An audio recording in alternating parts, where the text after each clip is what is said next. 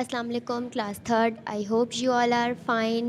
मैंने जो previous video दी थी उसमें मैंने आप लोगों को फ्रैक्शन का असेंडिंग ऑर्डर और डिसेंडिंग ऑर्डर बताया था, और मैंने बताया था कि जब डिनोमिनेटर सेम होते हैं तो ऊपर जो छोटा नंबर होता है वो छोटा ही कंसीडर किया जाता है, और जब न्यूमिनेटर सेम होते हैं तो नीचे जो बड़ा नंबर होता है वो छोटा कंसीडर किया जाता है। और मैंने आप लोगों को जब हमारे पास फ्रैक्शन के न्यूमिनेटर और डिनोमिनेटर चेंज हो तो हम उसको किस तरह असेंडिंग या डिसेंडिंग में अरेंज करते हैं ये बताया था। उसी से रिलेटेड एक और क्वेश्चन है, arrange 1/2, 3/4 and 5/6 in order begin with the greatest fraction.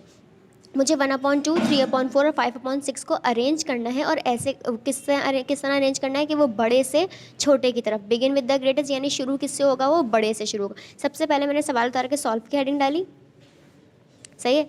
Again आप लोगों को पता है कि जिस तरह पेंसिल से आप लोग वर्किंग करते हैं वैसे ही करेंगे। सबसे पहले मैंने फ्रैक्शन कॉपी कर ली, 1/2, 3/4, 5/6। ना तीनों के डिनोमिनेटर सेम है और ना ही न्यूमिनेटर सेम है, तो पहले मैं क्या करूँगी, सबसे पहले इन तीनों के डिनोमिनेटर को क्या कर लूँगी, सेम कर लूँगी। अच्छा, 2, 4 और 6 तीनों क्या हैं, अलग अलग हैं। तीनों अलग अलग हैं, तीनों के डिनोमिनेटर सेम करने। तीनों के डिनोमिनेटर इस तरह सेम करूँगी कि ऐसा नंबर रखूँ जो तीनों के टेबल जो तीनों के टेबल में आता हो, 2 के, 4 के और 6 के तीनों के टेबल में आता हो, ऐसा नंबर रखूँगी तो डिनोमिनेटर आ जाएगा। सबसे पहले क्या लिखूँगी, मेक डिनोमिनेटर सेम।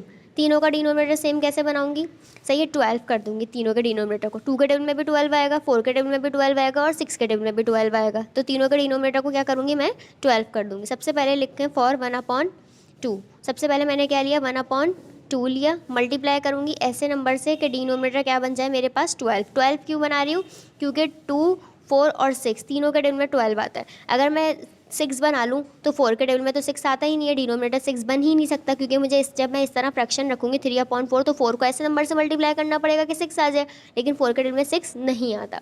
अच्छा, मैंने क्या रखा, 2 का टेबल इतना पढ़ना है, 6 12 आ जाए, 2 6 है 12। अगर मैंने नीचे मल्टीप्लाई का 6 रखा है तो मैं ऊपर भी क्या रखूँगी, मल्टीप्लाई का 6 ही रखूँगी, तो 6 1 जा 6 हो गया। मैंने 1/2 को किस में चेंज कर दिया, 6/12 में।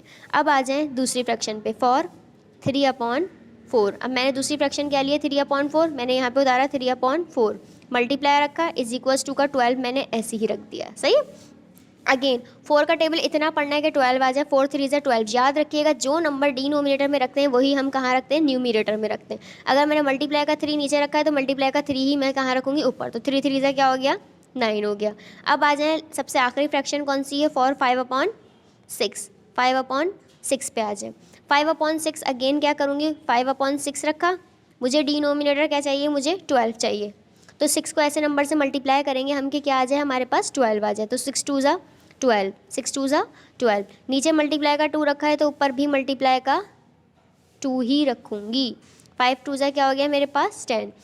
मैंने 1/2 को चेंज कर दिया 6/12 में, 3/4 को चेंज कर दिया 9/12 में, और 5/6 को चेंज कर दिया मैंने 10/12 में। तीनों फ्रैक्शंस मेरे पास आ गई। अच्छा, अगेन मैं पहले बता देती हूँ कि मैंने किसको किस तरह चेंज करा। मैंने 1/2 को चेंज करा है, नज़र आ रहा होगा, 1/2 को मैंने चेंज कर दिया 6/12 में, सही है।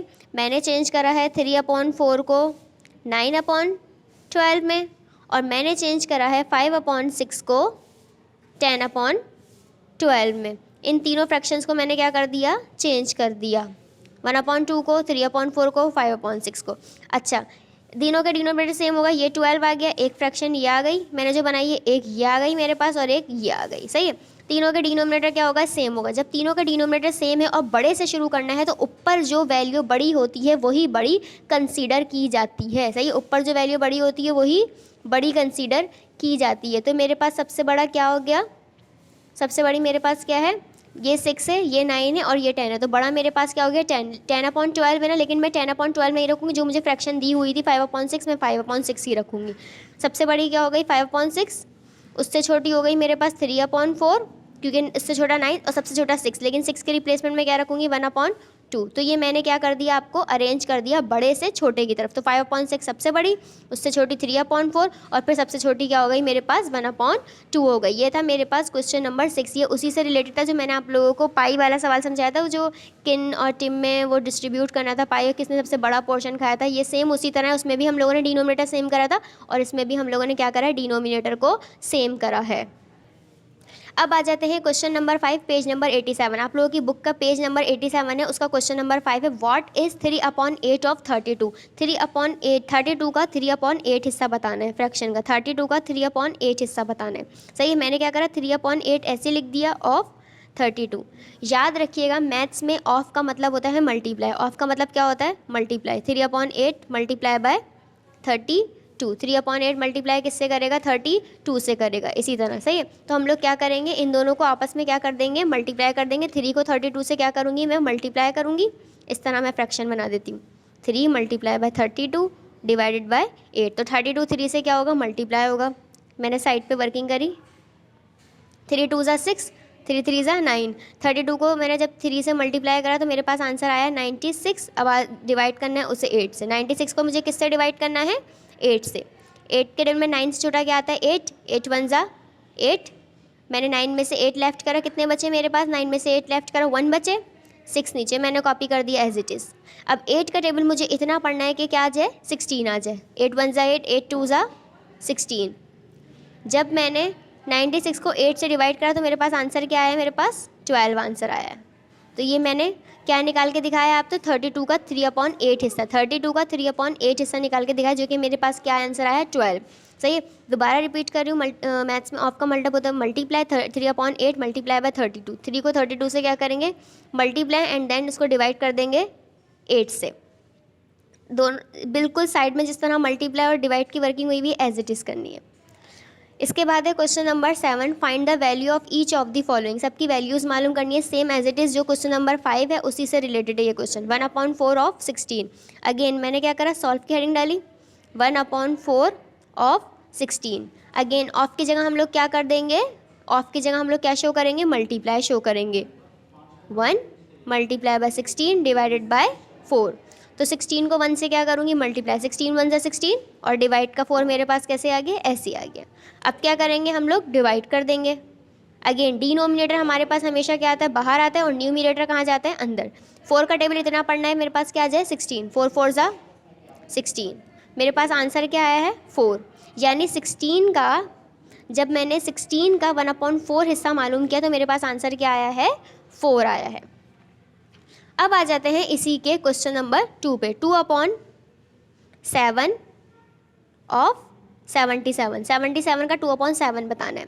अच्छा 2 ऑफ की जगह मैंने क्या लिख दिया मल्टीप्लाई, 77 एज इट इज़ आ गया और नीचे क्या आ गया मेरे पास 7। तो 77 को पहले 2 से क्या करूँगी मैं मल्टीप्लाई करूँगी, देन उसको मैं क्या करूँगी जो आंसर आएगा उसको 7 से क्या कर देंगे हम लोग डिवाइड कर देंगे।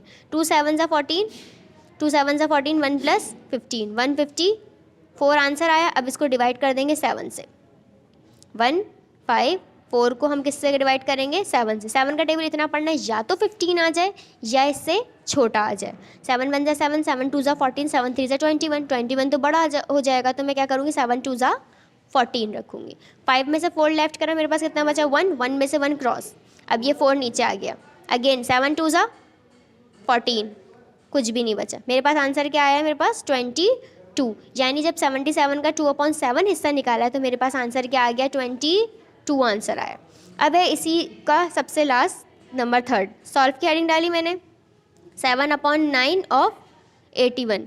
81 का मुझे क्या निकालना है 7/9 निकालना है। अगेन मल्टी ऑफ की जगह मैं क्या शो कर दूंगी मल्टीप्लाई और डिवाइड में 9 एज इट इज़ आ जाएगा। सबसे पहले हम क्या करेंगे 81 को 7 से क्या कर देंगे हम लोग मल्टीप्लाई करेंगे। 81 को हम मल्टीप्लाई करेंगे 7 से। 7 1 ज़ा 7, 7 का टेबल 8 तक पढ़ना है। 7 8 ज़ा क्या हो जाएगा 56, 7 8 ज़ा 56। तो मेरे पास आंसर क्या है जब मैंने 7 को 81 से डिवाइड मल्टीप्लाई करा तो 567 आ गया मेरे पास और डिवाइड का 9 मैंने एज इट इज़ शो कर दिया। अब क्या करेंगे 567 को 9 से हम लोग क्या करेंगे डिवाइड करेंगे। 5 6 7 को हम डिवाइड कर देंगे 9 से। 9 का टेबल इतना पढ़ना है या तो 56 आ जाए या इससे छोटा आ जाए। 9 1 ज़ा 9, 9 2 ज़ा 18, 9 3 ज़ा 27, 9 4 ज़ा 36, 9 5 ज़ा 45, 9 6 ज़ा 54। इसके लिए आप लोगों को अगेन मैं बोल रही हूँ टेबल्स लाजमी याद होना चाहिए। अगर आप लोगों को टेबल्स याद नहीं होंगे तो ये वर्किंग आप लोग नहीं कर सकते, ना आप लोग मल्टीप्लाई कर सकते हो ना ही आप लोग डिवाइड कर सकते हो। तो काइंडली इसके लिए आप लोग टेबल लाजमी याद करें। 6 में से 4 लेफ्ट कर 2 बचा, 5 में से 5 गए क्रॉस, 7 मैंने ऐसे ही उतार दिया। 9 का टेबल इतना पढ़ना 27 आ जाए। 9 1 ज़ा 9, 9 2 ज़ा 18, 9 3 ज़ा 27, 7। जब मैंने इसको डिवाइड करा 9 को 567 से, तो आंसर क्या आ रहा है 63। आंसर मेरे पास क्या आया है 63। आई होप आप लोगों को ये वर्किंग समझ आ गई होगी। 7/9 निकाला है मैंने किसका, 81 का। इसी तरह मैंने 2 आप लोगों को समझाया था, इसमें 2/7 ऑफ 77। अगेन दोबारा रिपीट कर रही हूँ कि ऑफ का मतलब मल्टीप्लाई होता है। पहले ये दोनों आमने सामने मल्टीप्लाई होंगे, देन उसके बाद डिनोमिनेटर से क्या हो जाएंगे, डिवाइड हो जाएंगे। सही है। आई होप आप लोगों को वर्किंग समझ आ गई होगी। अल्लाह हाफिज़।